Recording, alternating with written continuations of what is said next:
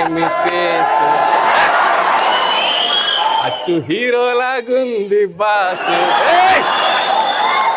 వచ్చింది cinema chance ఇంకా వేసేయి మరో డోసు అమితాబ్ బచ్చన్ కన్నా ఏం తక్కువ నీవైనా హాలీవుడ్ లో కన్నా ఎవరెక్కువ నీకన్నా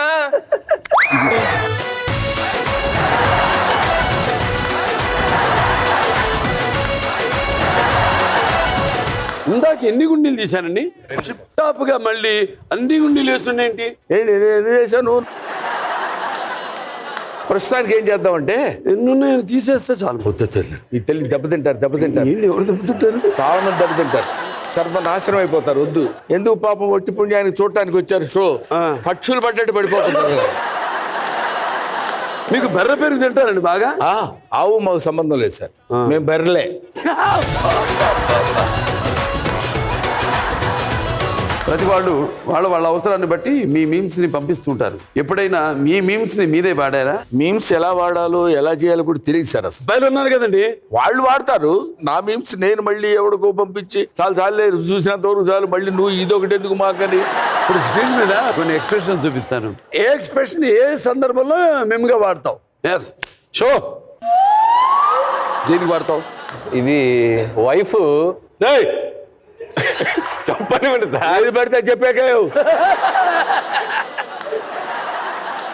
నేనేమన్నాను? వైఫ్ బంగారం కొనిపించని అడిగింది. ఏంటమ్మా నేను వినపల్లా ఏంటి? బంగారం మాత్రం వినపడి అది వినపడినట్టు. ఆ బంగారం ఏంటది?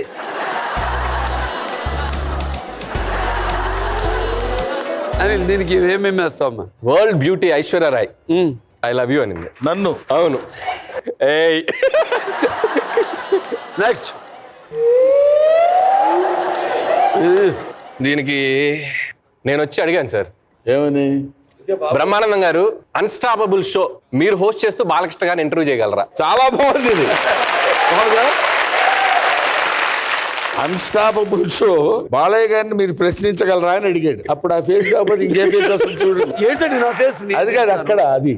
చెప్పండి, నన్ను చూపిస్తారు ఇలా. మీరు చెప్పాలి. గుండీలు ఇందాక ఎన్ని తీశాను? ఆగండి,